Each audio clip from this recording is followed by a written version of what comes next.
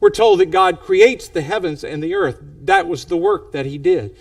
Did you notice how God did his work? God spoke, and it happened. How would you like to be able to work like that? That you just say something, and it just happens. In fact, there's this repetitive kind of strain to Genesis as it talks about the rhythm of God's works. God said, and it was so. But that's not the way we would have it if we did it. If I could say, and it was so, I would say more, and it would be so. But see, the rhythm in Genesis is not just this two-line rhythm. It's longer than that. God said, and it was so, and God saw that it was good, and God said, hey, let's call that a day. That's enough for today. See, if you or I had the ability to just speak things into existence, we would just keep speaking things into existence and just until we are exhausted. And one of the things that is amazing about our God and frustrating to us as human beings about our God is that our God is not in a hurry. It turns out, it appears, from all the things that we can find out, that God took an amazingly long time to do this thing of creating. God would speak, and he would say a day, and he'd just call a day. And apparently that took a really long time. God said it was so, and that's a day. And apparently he waited eons and periods of time before he spoke good. But at the end of all of it, he would look at it and say, well, let's just look at that. That's really, really good. Let's enjoy this. God reflects on what he's done. He savors it. He thinks about it. He sees that it's good. Do you ever do that? If I were to admit one of the greatest failings of my life in my 58 years of life, this has been one of the failings of my life. I did not know it was a failing for a long time. I love progress. I love making progress.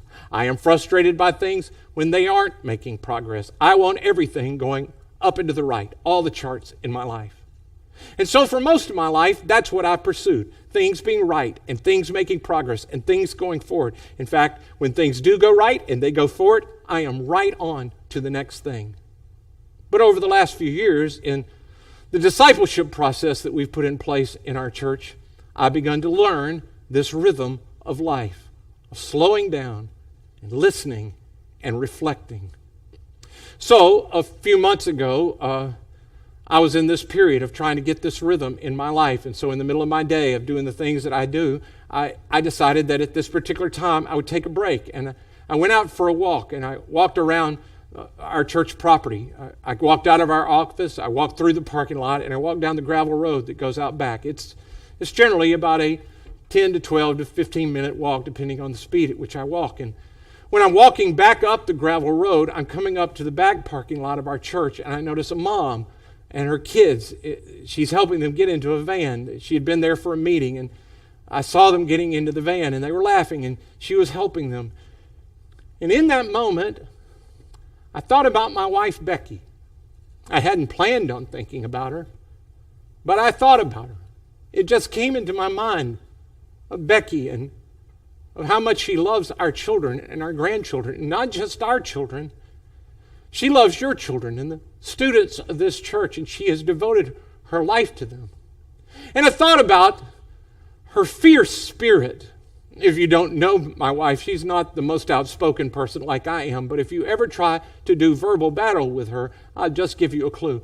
You will lose. She has this fierce, awesome kind of spirit. And in that moment, when I thought about my wife and all that she was meant to be, this is the next thought I have.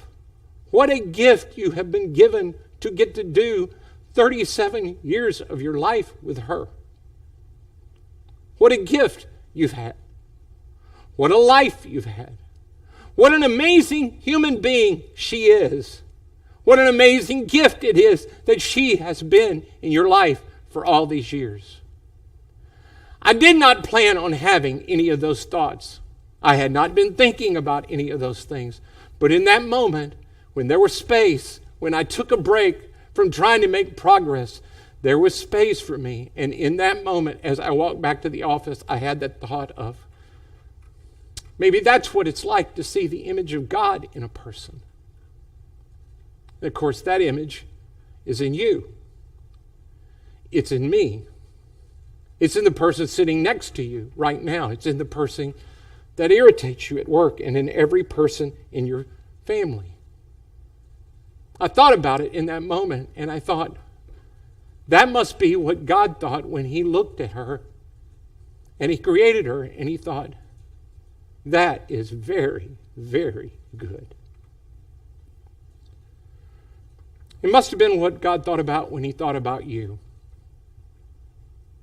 When God thought about you and He thought, what a gift it's going to be to create John in the world, or Dawn in the world, or Courtney in the world. What it's going to be like to create these human beings in the world. And He saw you, and He saw you without the taint of sin or what our world can do to human beings. And He saw the potential that you had in life. And He thought about the gift that you would bring to this world and what He had intended for you to do, and the joy that He felt in that moment when He thought about you, and He thought, that is very, very good. And for a minute, for a moment, in that moment when I was reflecting, I had a taste of what it must be like. And it was unbelievable. But I'll tell you something. Moments like that don't just happen. You have to create space for it. And when you're in constant task to obligation mode of what do I have to do, moments like that don't just pop in. But moments like that, they can become many Sabbaths where I reflect on the goodness of life and of God.